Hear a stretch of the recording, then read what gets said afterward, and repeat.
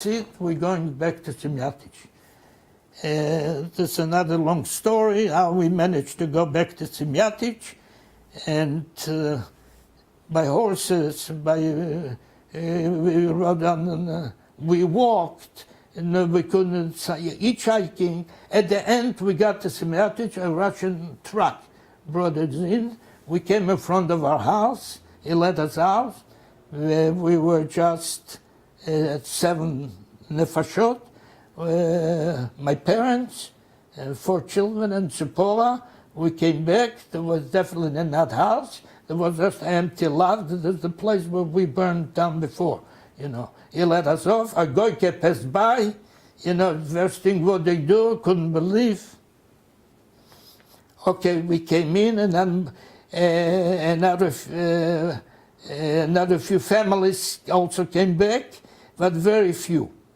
And we got a place. I couldn't get to my grandparents' houses because it was occupied by the Gentiles. So we went to Zipporah's family.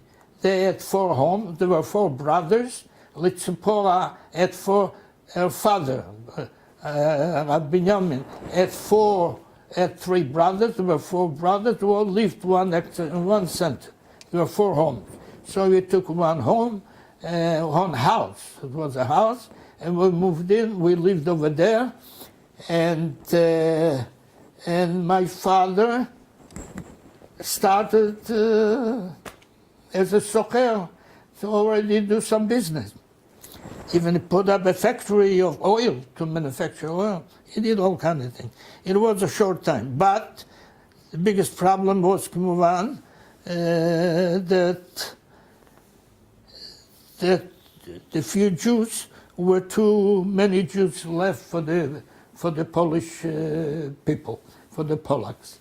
And they started to attack us, and they didn't like that we managed to survive.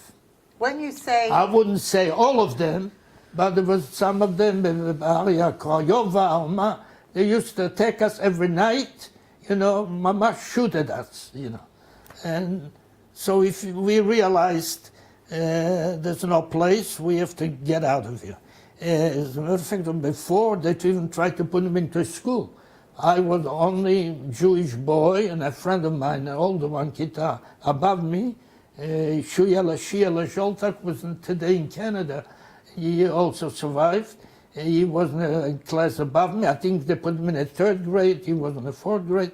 And my brother, because there was no schools, no, they just walked around, you know, we couldn't do no learning. No. Wasted, you know, all day. So my father put me in a school. And it didn't last for a week or 2 weeks the most. Because every day back from school was a ceremony, a chagiga. They would spit in you, throw stones, you know, like. So we had to move out, and we realized that we wouldn't able to continue to live in Semyatic because they don't want us. They don't want us, so what do? My father managed to get in touch with somebody from the Brigada, you know. And we got advice, he got advice, you know, to, the only way to do, we'll have to separate the family. The younger one, my mother with the 3 children, me, my brother, and Zipporah will go on one side, and he with the 2 daughters will go Aliyah, built illegally through Italy. And we'll have to separate, and that's it, there's no other way. Because they promised the time, the British, they'll give for the orphans a certificate, 100,000 certificate, you know, to go in. So what we have to do, the point is now we have to get out of here, because here is very dangerous for us to be. They attack us every night, and another few things out we would attack. During the day, you couldn't go. At night, also, they would shoot at you. So then we wouldn't, if you lived in a house and the windows are open or something, they would throw a hand grenade inside. or shoot inside. So we moved up, everybody got himself a apartment for the day, and at night would go up in the second, third floor, move to someplace else. So in order they shouldn't be able to throw hand grenades, into the house. And that was the situation. And the Russian army will only come in and make a stop, rest, and continue to the front, towards Germany, Berlin, But there was no Russian army to protect, because when the Russian army showed up, we were very happy. They, mamash, guarded us. They did.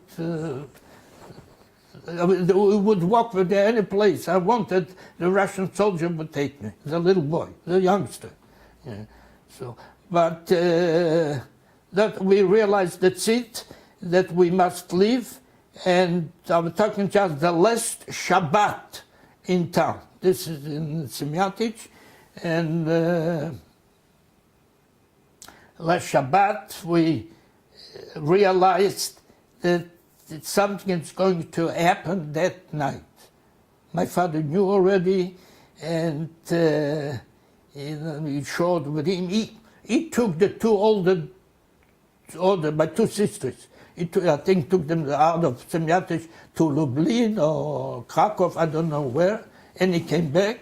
He came back to take us, and also met with a Gentile, to transfer his father's refuge. Not his. This we gave to Lushinsky, everything. His father had a lot of property, because he once, before Second World War, was a few years in the States, in New York, saved up money, came and built a factory, a leather one. He became a Borsikai, what we call a leather factory. He had a lot of refuge. So anyhow, he couldn't be on my father's name, so he wanted to transfer it to a goy, on his name. He made that same Friday, the last Friday. They met over there, exactly my father's business I didn't know, but I know that he met with him to transfer his father's refuge to that Gentile. Yeah. And so Friday towards evening, he's not home. We are on the home, the day home, and my mother prepares the meals for Shabbos. What we used to do, she used to cook, prepare, put on sacks, and we used to take them to the other place where we would spend the Shabbat upstairs, I remember on the way, and we used to lock the door where we were doing the house. Even some special key that we didn't have to put up we could close the house from outside and not even. And so we walked, and then with the pots, for Shabbos, the soup, and my mother prepared to go to the night apartment. And the lady across the street, I remember the place, called my mother and told her, watch out, there's partisanim in town, the Polish AK, what they call it, to watch out. It was very nice of that, to warn us, And what could we do? We just continued. We got over there to that place, and my father wasn't here. It still didn't show up. He was with that guy, and we went up, locked the door, and we were just hiding. In the back of there was some kind of a storage full of feathers, we were hiding inside. The rest of the Jews, there were a few families, they all got together in one house, not far, not second or third floor, the bottom they closed, and they already had also a machine gun. I had a revolver my father bought for me, but it was just, I guess a lot I couldn't do with it, but I had a neshek, a revolver. He bought it for me, also from a Russian soldier, for vodka or something. You could get everything. Anyhow, the other Jews met at the other place, and my father is not here. And it came about midnight. Suddenly we hear shooting from the direction of where the Jews met, for the night. We all got together. There was a lot of shooting. We assumed probably attacking all the Jews. But we were just hiding in that little store. But was it a spontaneous thing, or was it something that planned? All these shootings, all this... They attacked us all the time since we came back. Since we came back, they attacked us all the time. But was that in particular? Not just us. They also attacked the Russian army. And the Russian army in the forest passed by, they were taken, killed them, And so anyhow, we knew they were attacking the Jews. And we just... we didn't have definitely Shabbos meal, nothing. We were just sitting and waiting for and in the morning, somebody knocked on the door. Who showed up? My father. I thought will also come to us after they finished with the Jews and the tall building. And they came, and my father showed up and told them the story about what happened with him. And he's rushing to see what's happened over there, because he knew they attacked all the Jews. And with him, what happened on the way, before Shabbat, on the way home, after he finished with that guy, they wouldn't let any Polish citizen to walk into town. They told them they're going to attack the Jews, there's going to be a war, fighting, so you have to wait here till it's over. So they gathered everybody in one room, and the officer, the Polish officer, commented, laughing, I'm sure there's no Jews among you. He gathered all the goyim who were outside, and they wouldn't let him into town, And so the Polish guy that was with my father, they all knew him. He jumped up right away. Hey, no officer. There's no Jews in this place. He really could have been heard, that man. If they found out he's a Jew, he would have killed him on the spot. But they were that not everybody was a murderer. They were Polish people that were ready to save and definitely not kill Jews. So he came back and told us the story, kacha vekacha, then he went over there, he saw what's going on, they tried to break in, but this fellow was a goldsmith, a blacksmith, I forgot his name. I think he moved later on to Canada, or in New York, and he was very nice to me, to Tzipora, and because he had a lot of food, they used to bring in, how do they pay? The farmers would come to him for work, they bring him food, so would feed Tzipora food. I used to always make a stop by him. Anyhow, he managed to get a machine gun, he put in front of the door, they tried to break in, he started to shoot, they realized they have business with Jews that are defending themselves, so they retreated, and they tried to shoot from outside into the building. They killed a woman and two wounded, what they told me.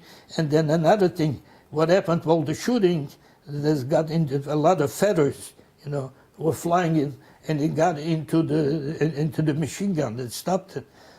And so they thought that the Polacks, that's it, that Jews don't fight anymore. But he managed to clean everything, and they tried to bring in again. They brought in they tried to burn the door. Attached a hand grenade, to burn the door and break in and kill everybody. But he managed to repair and fight again, and they realized that's it, that they left. They left, and as I told you, one dead, and two wounded. I didn't see them, because my father came, he took care of everything. He took care of the Sefer Torah that we had already in shul, because they tried to prepare me for bar mitzvah. Yeah, there was another thing. That time, there was somebody survived from the area that he was, we call him a chut Rebbe, he was the Talmid Chacham. He started to prepare me, teach, and he took, my father took him, this horse and buggy, myself, we went to bring Tzipporah's father from the grave, from the forest. We found the tree, the siman, uncovered, I remember the body, or the two parts, or they did the head in one place, the rest of the body, two parts. They put in tachachim, they lowered me inside, I put him in tachachim, I took it up, and we took it to the forest. We took it from the forest to the Eretz Midrash, to the kever. Then there was still a cemetery, a Jewish cemetery. We buried him over there. Kaddish lo haya, ke lo haya minyan. But we did what my father vowed and promised to do. And me put inside, imagine a boy 12 years or something, do such thing. I didn't think twice. They told me do it, I went down and did it. Because nobody else could go into the cave, into the cavern. It was so long. We finished all this, and we left. My father managed to get Shabbat, get a Russian truck, army. We all got on the truck. What happened for the woman that was killed, we buried, which I don't remember, this is what I was told, and we left for Bialystok.